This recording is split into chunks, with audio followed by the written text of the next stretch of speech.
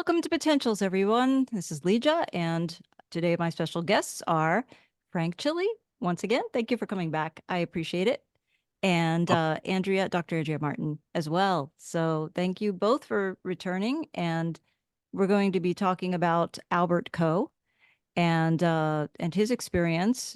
And Frank will be sharing that with some pictures, and Andrea has a copy of the book as well, and we also have a copy of an older version of the book to show everyone, and we're going to provide that PDF in the description, the link to the PDF. So let's get started. What do you have to tell us about this, Frank? Well, I thought we were going to start with the message from Andrea. Oh, right. Okay. Andrea, I forgot about that. You had a message. I'm sorry, I forgot to mention that. You had a message today, and you're going to share that with everyone. Well, our viewers are still awake now. Yeah. I mean, I'm not. I'm maybe. Oh my God. All right. So anyway, yeah. So I mean, for me, that what's nice about this book. So the new book, I'll just show you that. For those people, it's going to be backwards. We should have taken a picture and put it on, but that's okay. If you don't want, no, it's not backward on mine. Doesn't come out. That comes out. No, you can see it. Oh, awesome. Yeah, you can see it. Yep. So this is the book. It's called Starfall. This is a new Yes. copy, and there it is. But yeah, Awesome. if someone likes to have, like, you want to sit outside or whatever, and it's got all the old photographs in there too from the original book. Cool. Yeah. So this is available, and also has an interesting few chapters in the beginning about different kinds of early contact experiences. There's a foreword by Sean Castile, Timothy Green Beckley, and they talk about the different kinds of UFO and contactee experiences that came after Albert Coe. Some of the more famous ones, the old timer type ones. So yeah, if anybody's interested in that, there's it's not a bad book. It's what I really like about that book is it's a story of friendship. And we think of Stefano Brescia and his text, Amicizia. I mean, I think that would really apply to Albert Coe and his experience with his best friend, Zret, who comes from Tau Ceti. But he comes from Venus, but he is a Tau Ceti person. But so yeah, I mean, to me, it's just about, this story's about finding friendship and understanding the richness of that, and how it develops over time, and how we reclaim ourselves through these deep connections with others. And Beautiful, yeah.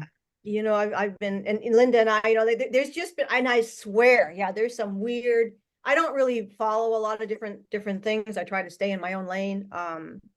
But just kind of in the ether, there's a lot of things that have been going on with energies. And people have just been myself, I know, Linda, you had, I went like, I went went down the rabbit hole. Oh, I mean, this is bad news, yeah, I went down pretty good. So weird stuff, yeah, for sure. So I don't know how many people are experiencing different weird energy type things, Yes. So yeah. And it's really about, and they're saying, it's about release and reclaiming the self. So I've been, since my deep dive, I work with Rebecca Rose, and she instantly, gave me direction and clarity and what it was all about. And then I was able to sort of, connect on a deeper level with Eeka, who is our Pleadian, friend. He works with us too. He just can't be here in person with us right now, but he likes to share his thoughts with us, and he goes through the same things. I think that's important. People understand. It's one of the things he wants when he comes forward with, when we have our chats, right? And he wants to come forward with information. It's as a friend, as a brother, right? Something like that. And he doesn't want anyone to see him as some kind of, like, I mean, he's got age on him, so it's like there's a wisdom experience because they have different lifespans than we do. Right. But it's yeah. I mean, he doesn't want people to see some kind of, like, important. But it's worth. We all have something important to share, and that's what the key point is. And so we've kind of been talking about, again, is that reclaiming the self, finding your true nature, and not giving that away. And with that comes a lot of release, that people can have. I know myself, right? I think many of us possibly have had issues with change and having a hard time dealing with change, and the fear of the unknown, but the fear of letting go, even though what can be coming is going to be better than what you have now, but nevertheless, understanding that everything changes. The only thing constant is this idea of change, and holding on to things is only impeding you. And so I guess here's some quick ideas what we did in our kind of our long conversation, which has been over a couple of days, so we won't be going through a lot, but just some of the highlights that that he brought out, and we chatted about, and Linda, you brought forward as well, and we kind of went in a three-way circle on that, because he can see things from a little different perspective, you know, because he's coming in from it's always important, you know, when you are dealing with something, to have somebody from the outside come in that you trust to kind of give you a different perspective. Yes. So, you know, yeah, you know, that is, yeah. So he says people don't realize how beautiful they are. This is one of his main things. Is this lack of understanding just how amazing you are as a being, how amazing all beings are, whether you're an oak tree or a squirrel or a chicken or a cow or whatever, you know. Animals understand that, you know, and you don't see, you know, maple trees and oak trees and apple trees. No, they're in their own way. They grow. Their beauty is in their knowing of who they are, the way they grow, the way they twist, the way they, you know, put their leaves on and apples and whatever. So he says, you know, when you radiate, when you locate your power, that was his big thing. And he shows me, because I can go through his perspective, and it's like, oh yeah, you know, I never saw that. But he's like, you know, when people, I think, you know, this goes on to later on, we're going to bring a few concepts of how we tend to make ourselves small and insignificant, and nobody sees us. You know, everybody kind of disappears into the shadows, and that's just unfortunate, because you're then not allowing your gifts to shine, not allowing your true self to shine, and therefore you are a dim light, right? You know, but you don't have to be that way, right? So that is the one thing that he showed me coming through him, is like, people radiate when they locate their power. And this has to do with that idea of changing perspective. He says so many people have this narrow way of experiencing the self and life. You know, they only have that sort of one railroad track way of looking at things. You're in this, like the railroad tunnel, you know. He's like, but you don't understand what's around you, what's in you, and how those things all come together. So he says, if you view yourself through the eyes of others, you would see the real you.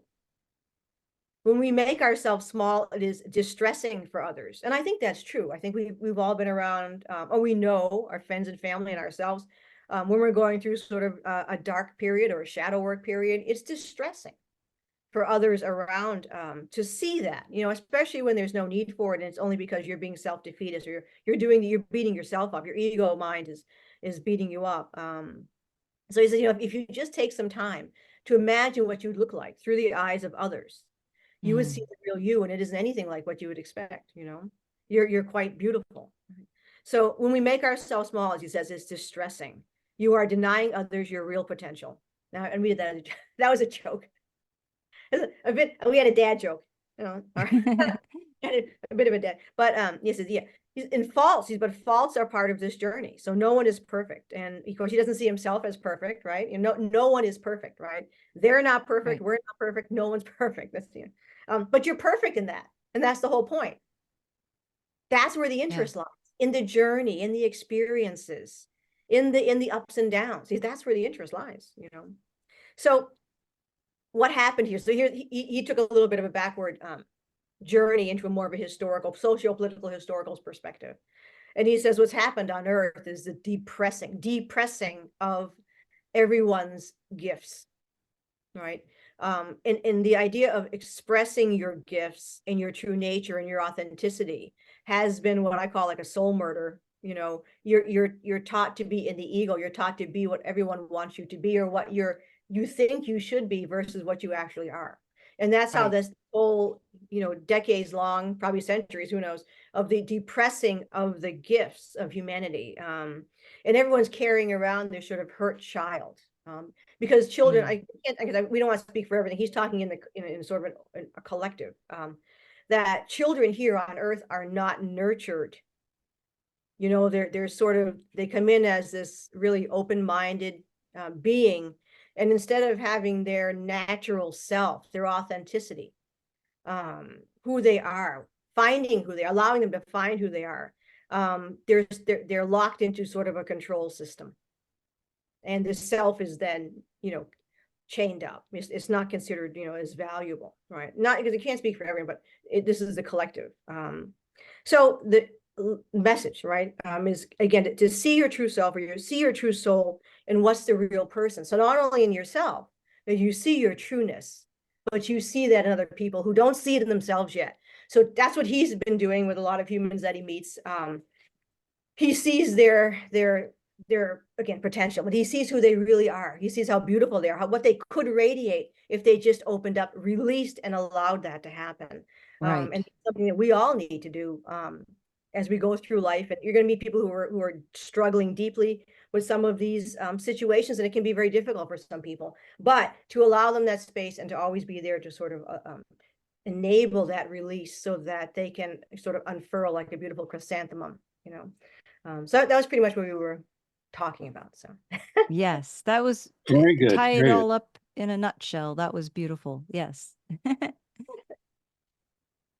And that was like a 2-hour long conversation that we had. So that's pretty we've been good. talking for days. I mean, Well, you and I, we had this earlier, this yeah, conversation. yeah. and Well, it was pretty. we were going. Well, we were really And talking Eeka morning. was in on it. Yeah. Well, he was very interested this morning, and I just wanted to bring you in, Linda, to see if you had any questions for him. And again, Right. Frank too. I know you're busy so much, but if you have any questions too that you'd want to ask him, he'd always be, you know. Excellent. Excellent. That's a fine synopsis of all that download that you had Well, received. oh, it was a big one. Yeah. It was a big one. It was a big one. Yeah. Yes.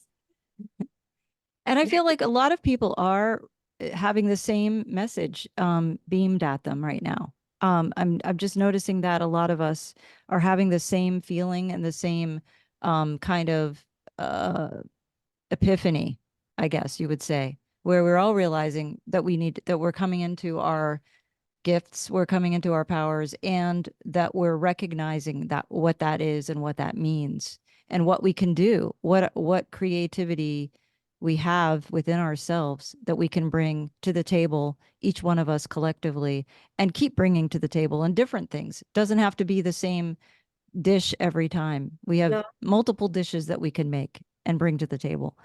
So It's yes. a tremendous awakening. Tremendous awakening. Yes. And to me, I think that's the main takeaway I had from reading this book. In this book, it's called Starfall, but it's the relationship as it grows between Al and Zret. It is exactly that. It's that beautiful journey of two people coming together and learning about each other, and learning about others, and learning about new cultures, and experiencing different cultures. And yes, it's such a magnificent. I mean, the one thing that I think you take away in your life is something like this. Right. It's a beautiful exchange, and also the fact that there was that little bit of, oh, I wonder if they like me, or I wonder if they're gonna get back to me, or you know, am I worthy of this kind of thing, which we all have with each other. You know, so even someone from another star race can have that kind of insecurity. It's an amazing thought to have. Like, you just assume that they're so much more advanced than us. How could they think that? But even they wonder, you know, will they like me? Yeah. You know? Well, I mean, you know, I always make fun of, no, Eeka is jealous sometimes. I don't know why, but he gets jealous, and he's passive aggressive. Yeah, I mean, there'll be, like, he knows. It's I'm gonna call them faults. It's personality. It's not a fault. It's a personality. Yeah, it's a trait. It's a trait. Yeah. It's a depth. It's a depth and layer, which is what all beings have. Mm-hmm. Right. And that's beautiful, you know? Right. It is. Yeah, Zret's not perfect, you know. He has bad depth perception, obviously.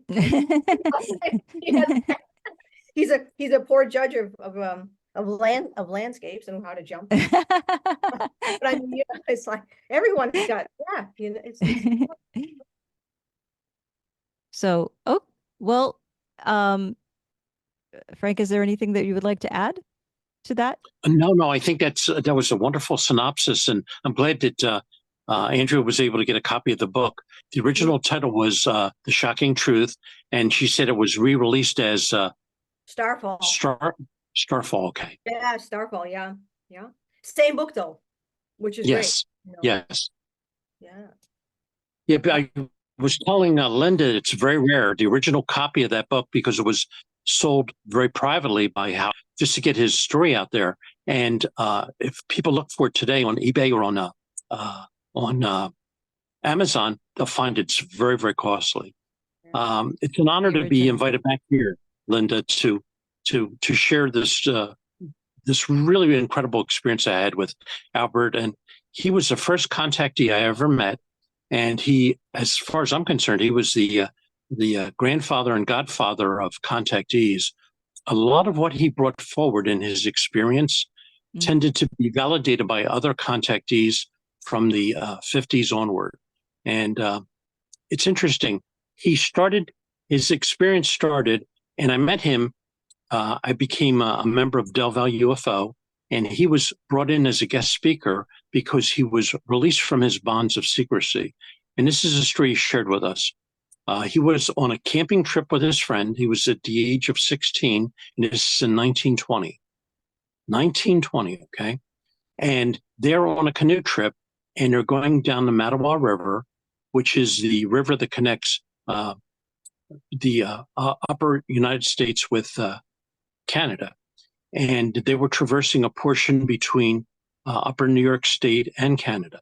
And they reached a part in the river where there was a lot of rapids, and they wanted to find a calm place that they could portage their canoe around and get onto more smooth canoeing. So Albert took one bank of the river, and his friend took the other bank of the river. And I believe Albert had taken the far bank of the river. So he was away from the original campsite. So he's walking along the river, and he's looking for a place where they could portage across to get to calmer waters. And he hears a sound saying, "Help, help, somebody please help me, help me." And he didn't know where it was coming from. So he thought maybe it was from the forest behind him. So he started walking back into the forest, and the voice became much fainter. So he started walking back again towards the water, and he said the voice became louder, but he still couldn't see anyone. So he said he walked closer to the edge of the river, and there were these tremendous crevasses. And he said he looked down in one of the crevasses, and he said he saw this young fella who was wearing what Albert said was a one-piece outfit. He wasn't wearing clothes as Albert was wearing, or was customary during that time period.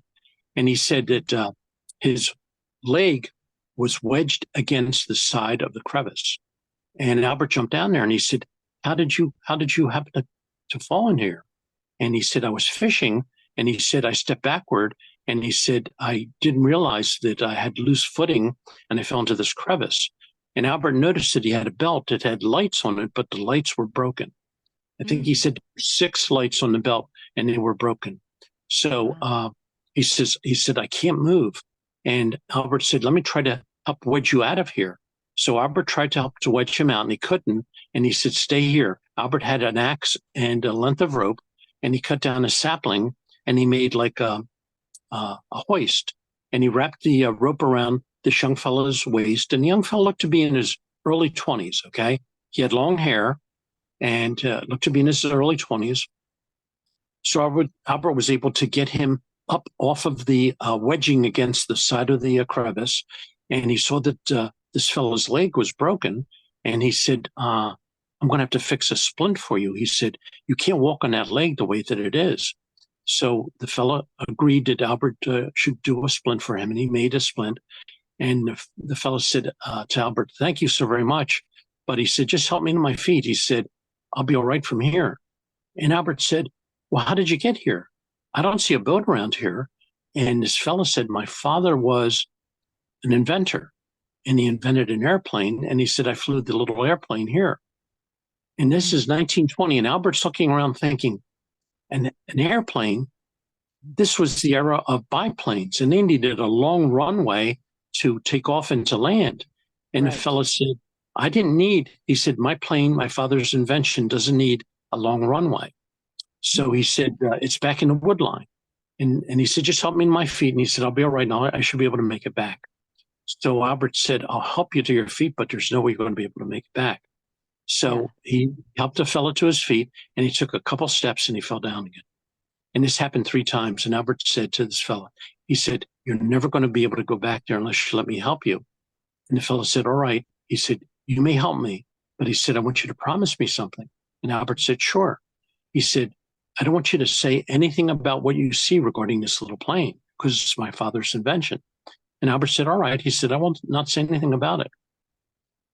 So they walked back into the wood line, and it's heavily wooded. And he walked back maybe 100 yards, and they come to the base of a little hill. And the fellow says to Albert, he said, at the bottom of that hill, there's a clearing, and my little plane's in a clearing. And he said, remember what you promised me. You're not going to say anything about this plane. And Albert said, I promised you, and I will say nothing about it. So they get to the top of the hill, and they see a clearing that's maybe 60 feet in diameter. And in the middle of the clearing is what looks to be, and this is what Albert said, he said, looked like 2 saucers, like a cup and saucer. One of the saucer bottoms was on top, and one was on the bottom. He said it was like a cup and saucer, but 2 of the saucers seemed like they had been put together and formed this craft that he said was a little airplane. And he said it was like the color of aluminum, and he said it was on a tripod. And he said it was smooth. It had no marks on it at all.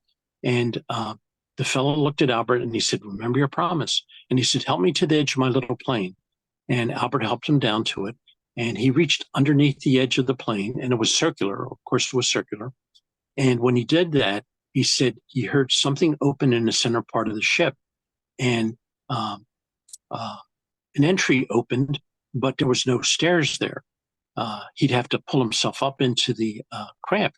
So the fellow couldn't do it. And he said to Albert, he said, would you help boost me into my craft? And Albert said, sure. So Albert boosted him up, and he said, when he looked inside, he said, nothing was as he thought he would see in a plane. He said he saw all these lights. He said he saw monitors. He said he saw a chair, and he said he saw a control panel. And when he boosted him up, the fellow said to him, he said, thank you again for your help and for assisting me in getting to my plane. And he said, remember your promise to me. And he said, I'm going to start my plane now. And he said, I want you to get to the edge of the clearing. He said, because there's some vibration with my plane. And he said, I don't want you to be affected by it. And Albert said, all right. And they shook hands, and he said, thank you again. So Albert went to the edge of the clearing, and he saw the portal latch close, and he heard this low hum, and then it started to increase in vibration and frequency, and then it was beyond the range of human hearing. But he said it lifted up off the ground, and the tripod retracted inside of the bottom of this little plane, this little craft. So he said all of a sudden it was there, and he said the next thing he knew, it was gone. He said it was like it never was there at all. So, but his friend, his fellow that he had rescued, Albert told him, he said, my friend and I were looking for a place to portage. And he said, we're on this canoe trip. And this fellow said to him, he said, well, on the left bank of the river, the opposite bank of where Albert was, there's going to be a smooth area where there's no rapids. And he said, you'll be able to portage across and continue on your rafting trip or your canoe trip. So Albert was thinking about all this, and he went back and he met up with his friend, and his friend said, Albert, guess what? I found a great place where we could portage across. And he said, we'll be able to take our canoe here. And he said, we won't be into any rapids. And he said, Albert thought to himself, this is a validation. What that fellow told me was indeed correct. So they continued on their canoe trip, and they stopped for the evening, and they made a little camp and set up their tent by the river and set up a campfire. And after they had gotten done eating, Albert's friend said, I'm going to write a letter that we could drop off the next town we come close to, letting our parents know how we're doing. And he said, do you want to turn in yet? And Albert said, no. He said, I want to stay out here by the campfire a little bit. And he was facing the river, and there was no moon that night. He said the starry sky was just beautiful. It was just gorgeous. So he was thinking about the events of the day, And he was wondering, did I really experience this? Did I really find someone who had fallen into a crevice? And I was able to extract him and take him to this little plane. And this little plane was not like anything I'd ever seen before. And as he's thinking about it, he's looking out over the river. And the next thing he notices, the craft is there. And he said it's just maybe 50 or 60 feet above the water. And he said, as he's thinking about it, he said the craft starts doing this. It starts tilting back and forth like it's waving. And Albert waves back, and he said the craft did that several more times. And then he said it shot off without any sound, and it looked like a star in the sky. So Albert realized that what he had experienced was not his imagination. It was a true event. So he went back home, and a couple of weeks passed, and he got a postcard. And the postcard said, if you'd like to renew the acquaintance that we had established at the Mattawa River, he said, meet me at the Hastings Hotel, which is in Hastings, New York. And it had a date and it had a time. And he says we could continue our friendship. So Albert was so excited. And again, he's at the age of 16. And he says to his mom that he wants to go to the Hastings Hotel and meet someone. And it was going to be on a Saturday. So he got up early that morning and he got dressed, and he wore a suit because he wanted to impress this fella. And he's in the lobby of the Hastings Hotel, and he's wondering, how will I ever recognize this guy? Will I recognize him? And just as he's thinking that, the fellow walks up, and he's wearing earth clothes, and his hair is cut. So he doesn't have long hair. So he walks over to Albert, and he shakes his hand, and he said, oh, it's so good to see you.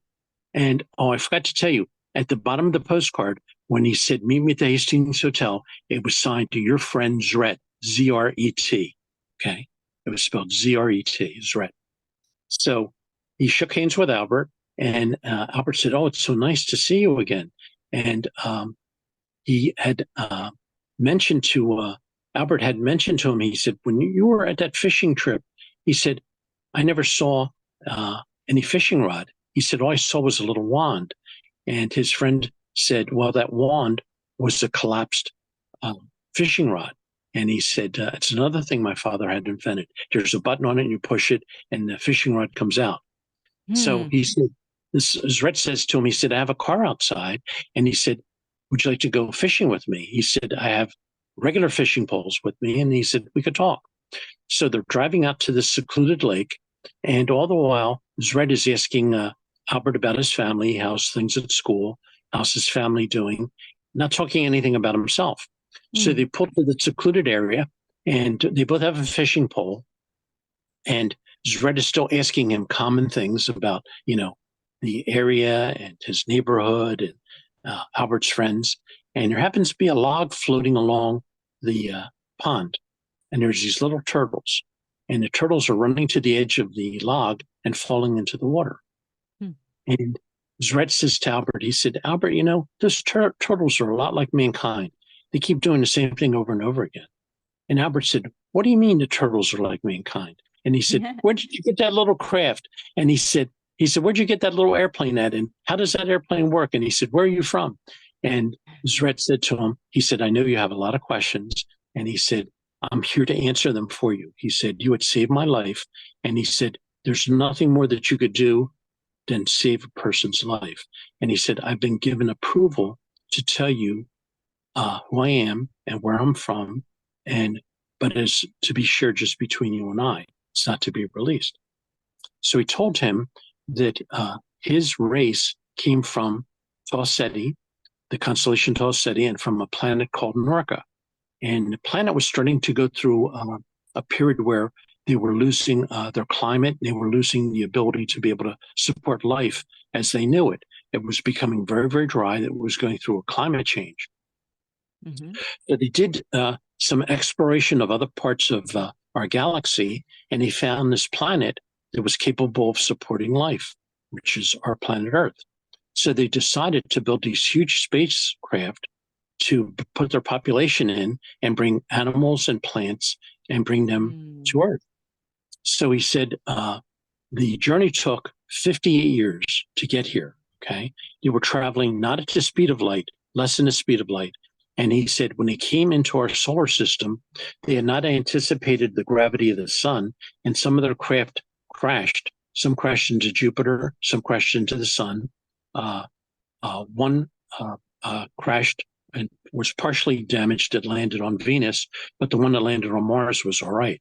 So what they did was they set up a base of operations on Mars and then also on Venus. And he said they came and they started to reconnoiter Earth, and they said they saw a very primitive form of mankind there. And they said that they decided to help elevate their awareness and consciousness by teaching them how to use fire, how to use agriculture, how to plant things. And he said during that time period, he said there were two continents that don't exist anymore. And he said there were continents that you referred to as Atlantis and Lemuria. And he said that they continued to share with the people of Atlantis and the people of Lemuria. And he said the people of Atlantis became very scientifically oriented. He said they exceeded the Lemurians. The Lemurians were more spiritually oriented. And he said they continued to work with them. And he said they shared with them everything except one scientific aspect. And that one aspect was the molecular breakdown of matter, which is similar to like an atom bomb or a hydrogen bomb. And he said they did not want to reveal that to the Atlanteans or the Lemurians because they felt that it would be like giving matches to children. Yes. So Albert said that Zret told him that the Atlanteans used their influence with the visitors and finally was able to get information about the breakdown of the atomic structure of matter, the molecular structure of matter. And they used that as a threat against the Lemurians. They wanted to have control over the Lemurians. And they said, if you don't allow us to have superior rule over you, we're going to destroy you. So the Lemurians resisted it, and the Atlanteans set off this device, but to their chagrin, it wound up destroying and sinking both Atlantis and Lemuria. Well, when that occurred, Zret's culture, they said they were not going to interact directly with mankind again. They will monitor them from a distance, but they will not directly interact with them again. So they said they continued to monitor us, and they watched how we continued to grow again in Egypt and in Samaria and in Central and South America and Africa, different parts of the world. And he said in the late 1800s, they saw that we had discovered the use of radium and the use of X-rays. And they said that we were on track of being able to harness the power of the atom again. And they said at that point, they realized that we may get ourselves into some trouble. So they asked for volunteers. They asked for 100 volunteers to come down for a period of 100 years. Okay.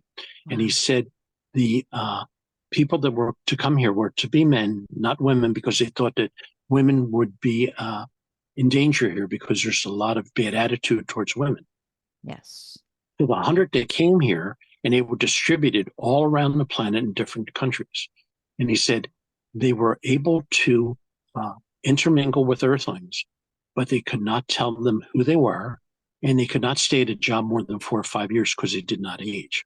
Now, Zret was be about 1,700 years of age, but he looked to be in his early 20s, okay? They had overcome disease, they had overcome aging, and so the 100 people that came here, Zret was one of the 100, okay? So he got an opportunity because he was saved, his life was saved by Albert. He got a chance to meet the other representatives that were here. And he said some of the representatives that were here were in electronics, some of them were in medicine, some of them were in drafting. He said all different disciplines. And he said they would change jobs after 4 or 5 years because no one would see them. Folks would see that they don't age. Right. So Albert said that they befriended him, and he would meet with him on a regular basis. Now, Albert got older, and he got involved in photography, and he became a cameraman, and he worked for Howard Hughes, the aerospace engineer and builder, and also film director. Yes. Albert worked with Howard Hughes when he made the movie Hell's Angels. And Albert came up with a new type of lens system that could be mounted on the planes, the airplanes, the biplanes at that time. that Wow. could photograph the dog fights and be very realistic. So they didn't have to use models. So Albert got a patent for that, and he became quite well, he was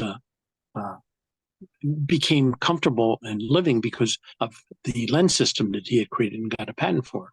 And later on, he got married, and he shared some information with his wife, but not much. He would say that he had friends from other countries that he would interact with, and he would actually go off planet, okay? And he would be shown different parts of our solar system. And Albert said that he lived in Philly at the time, and he was retired, of course. And he said that he was allowed to be given a free right to share this information. And he said before he was able to share this information, he told us that he was driving on a major thoroughfare here in New Jersey called Route 130, and he suffered a stroke, and he lost control of the car. He was driving 60 miles an hour, and he wound up hitting the concrete barrier and wound up hitting the curbing, and he was really, really in bad shape. And the policeman who came and took him out of the car thought he was intoxicated, but he wasn't. He had suffered a stroke. So they took him to the local hospital that happened to be in New Jersey, in Wellingborough, New Jersey. And he said that the doctors had told his family that he was on a death watch. They didn't expect him to live through the night. So the family stayed there overnight, and he was in a private room, and the room had the lights dim. And the next morning, when the sun came up, Albert sat up in bed and said, "I'm ready to go home." Well, the family couldn't believe what happened. And Albert said Zret came in at nighttime, and he said he had an invisibility belt that could bend light beams around him so he would be invisible. And he worked on Albert all night long to help him recover from the stroke. And he was able to put him back into perfect order again, with the exception of his left knee that had hit the dashboard during the accident. So Albert walked with a limp.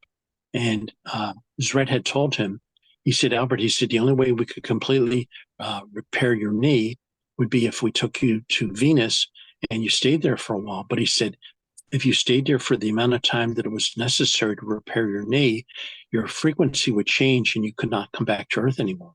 And he said, giving you that opportunity, if you want to come to Venus and be perfectly repaired. And he said, you could live there with us. And Albert said, well, what about my wife? Because he loved his wife very, very much. And he said, Albert, this is being extended to you because you had saved my life.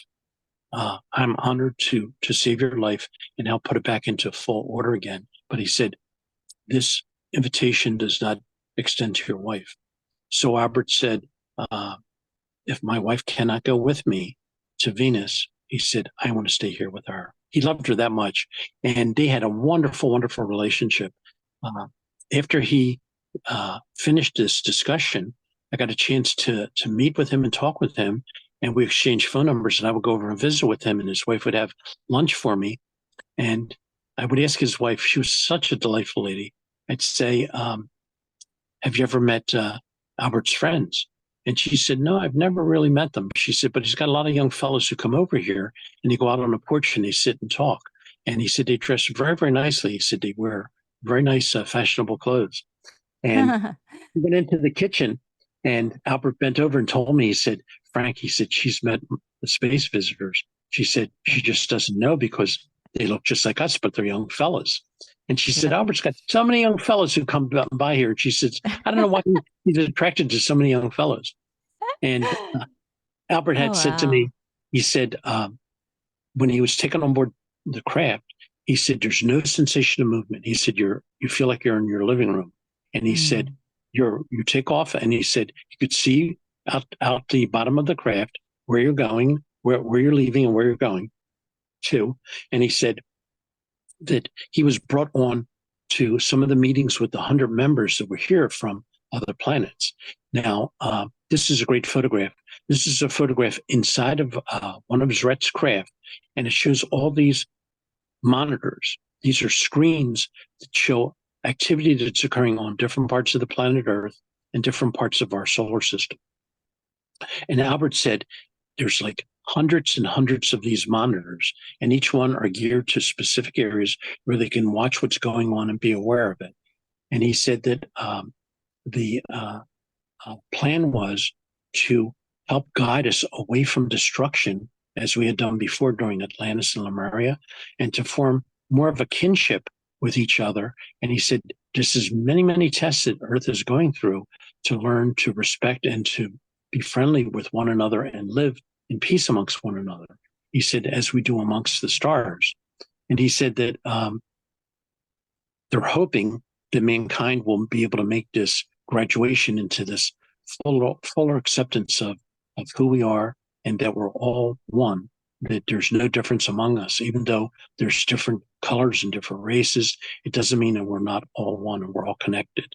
And Albert said he learned so much from him, and he said he was never judgmental, but he always said that we had so much to learn and we needed to rise above our egos and our selfishness and our petty jealousies of one another. And Yes. he said that they had overcome disease and aging, and he said they could live as long as they want to live and then give up their physical body when they so desired. And Albert continued interacting with them, and unfortunately, he didn't get the chance to leave this planet, and he passed from this realm in the 80s.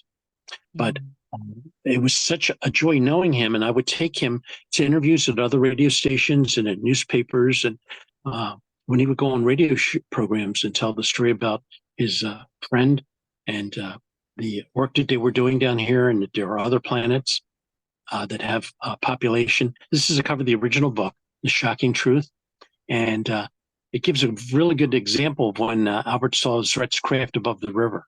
It's a beautiful image. I love that image. But he said that the ability to be at one with one another would be a challenge that we would have to continue to learn to grow with and to rise above.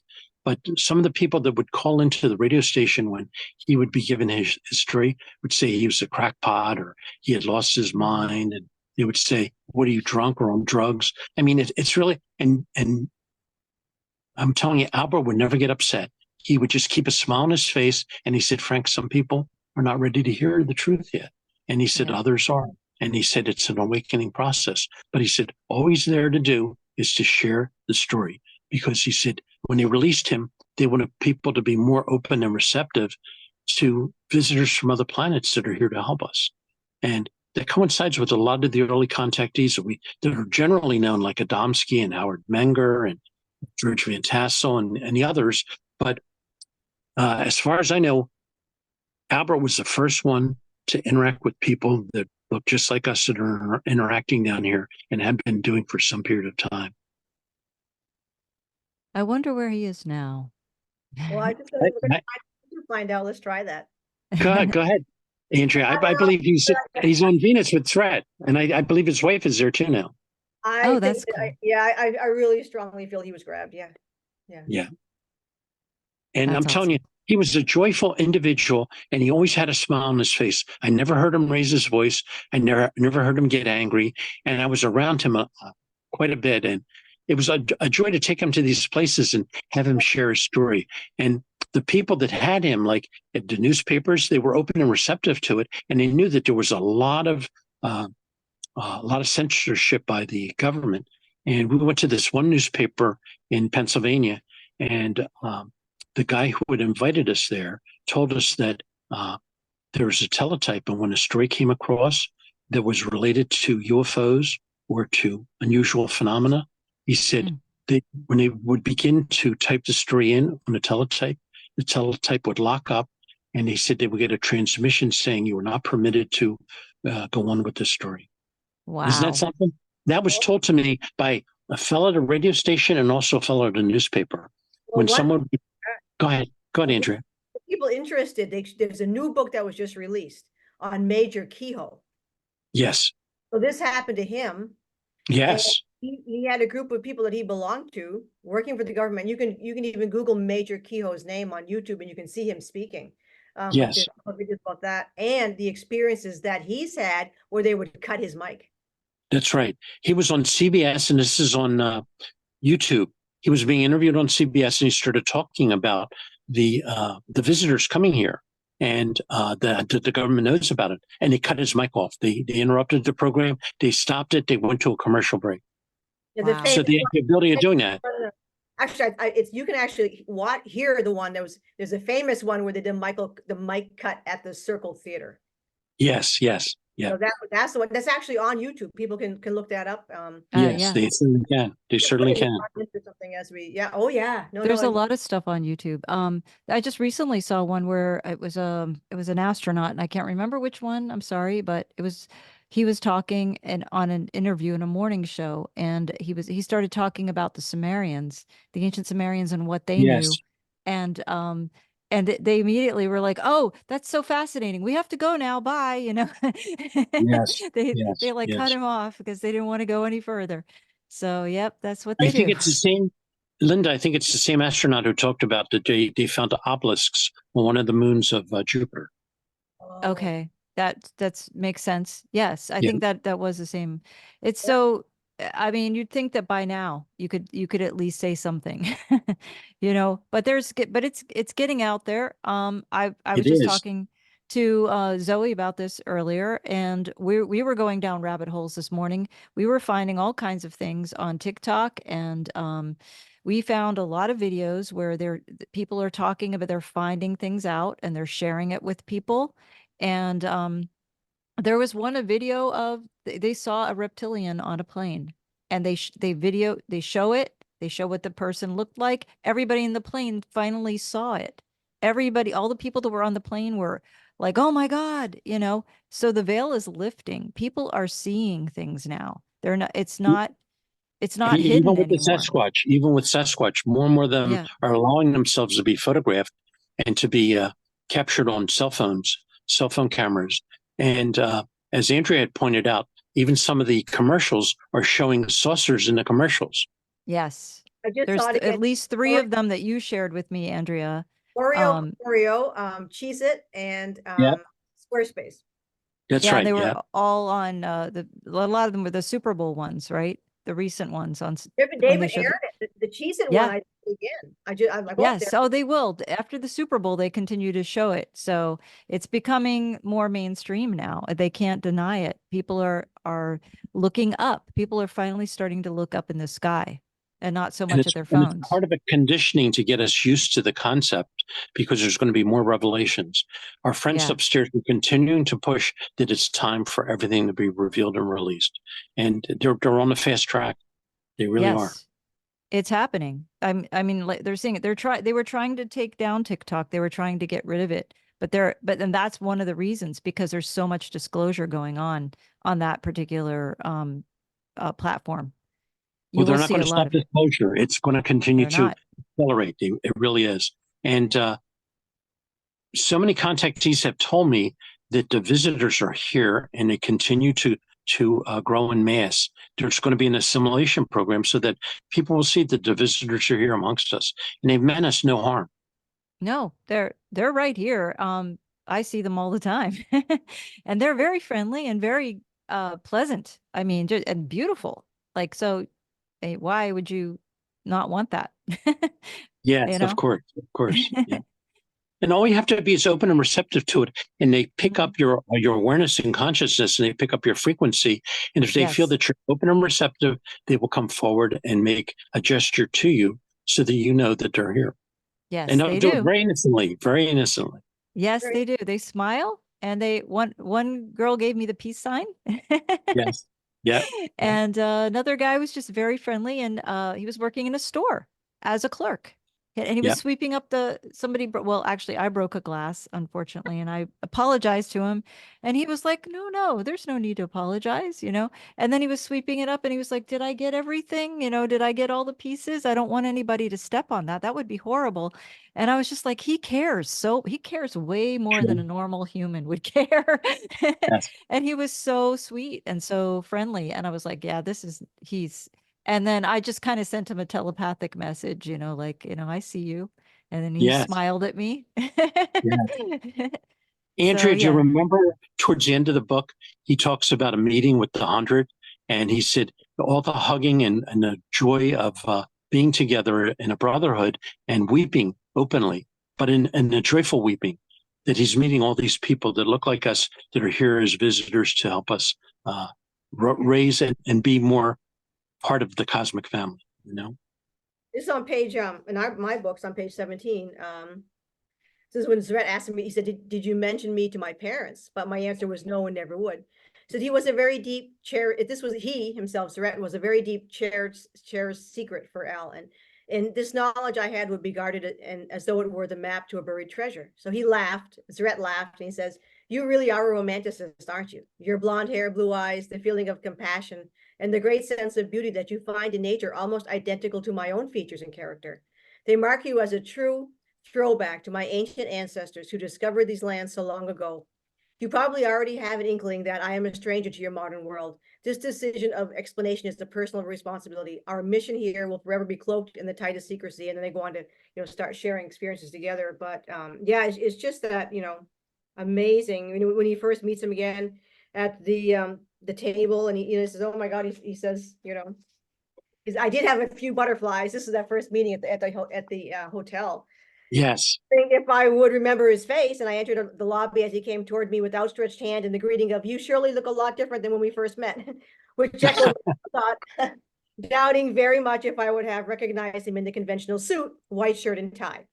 I first asked the pronunciation of his name and inquired about his injuries. With a mischievous chuckle, he replied, "Just call me Zret for now. In the future, you will figure it out. Thanks for your timely intervention with first aid. The legs and I are in good shape." And then they just, sat together, had lunch, and continued on with but it's such a beautiful, beautiful book. It's a beautiful story. It really is. It's so uplifting. It's interesting to realize that was 104 years ago, right? That's and so a man to have long hair in 1920 would have been very unusual. Yes. So yes, amazing. Yeah. It's like Howard Menger. He talked about the visitors coming and visiting him in Highbridge, New Jersey, and he said they were coming with long hair, and he would cut their hair, and he would get them earth clothes, and they would ask him to drive them to Boston or to New York or Philadelphia or Washington, D.C. There would be things that they'd have to do there, and then Howard would pick them up and drive them back to his property in Highbridge, and they'd get on board their craft and go back. So what happened with Albert, was this in Pennsylvania? Howard Menger. He's the one. No, I know. Yes. But this one with Albert, was it in Pennsylvania? Albert's experience occurred in upstate New York, but he moved to Pennsylvania. He moved to Pennsylvania. He lived in California for a while too, because he worked with Howard Hughes with making films. Right. And he came to Pennsylvania. He loved Philadelphia. He loved Pennsylvania. And he said the people here are really, really friendly. And he lived in a great neighborhood too. He lived in a great neighborhood in the Northeast Philly. And that's where I used to live. You did? Yes. Yes, I know that area. It's beautiful. It's off Common Avenue. He lived off Common Avenue. Oh, Cotman. I lived right near Cotman. Oh my goodness. That's so weird. Yeah. There's a little park there called Pennypack Park. That's right. And there's another park called Pennypack Ecological Trust. I lived right near that. And it's a preserve. It's a preserve. Yes. They won't touch it. And I used to go there all the time, and I would see the woodpeckers, and it's gorgeous. It's just so beautiful. Yes, I could see why he would be drawn to that area. Yes. Funny how all of us have these different connections to these different things. Yes. The synchronicities. Yeah. When I was reading the Howard Menger book, I knew exactly where he was talking about, all these places that I knew where he was talking. I was like, that I've been there. Yes. So it's so interesting. And Linda, Philadelphia, Fairmount Park is the largest city park in the world. It's the largest city park in the world. I did not know that, but it's huge. Yeah. It is huge. And it's right in the middle of the city. So all parts of Philadelphia are connected through Fairmount Park. And they're going to add another 1,000 acres to it. They're going to add 1,000 acres more. Oh, that's wonderful to hear, because that's the one thing I love about Philadelphia is the natural beauty, and that they value that, and that they don't try to develop and overdevelop. And so that, and just to have that, it just makes it such a beautiful vibration. It's such a higher vibe to have that, in your Linda, area. do you remember the Wissahickon Park? Oh yes. Remember that with the Wissahickon Indian Park. where he's got his hand up to his head and he's looking out into the distance? Wissahickon is Yes. the name of an Indian tribe. That's the name of an Yes. Indian. Yeah. Yes. And so Interesting. Really. I love that. I love that all that still exists and that it's still there. So, shout out to Philly. Shout out to all my Philly peeps out there. I Yeah. love you. I miss you. I haven't seen you in a long time, but yes. Well, it's Beautiful. good that your audience will have access to Howard's book via the PDF, and they'll be Yes. able to see in more detail and see some of the illustrations that he had in there of his experiences with his star friends. And believe me, they were his family, Tim. They really were. Yes. Beautiful. Beautiful. Well, thank you so much for sharing all of this with us, Frank. As usual, you always pull My it honor. out Oh, and we can't show wait. us all Okay, this, it's been a while. It's been a dry all spell. these amazing stories. Yes. And yeah, we missed you.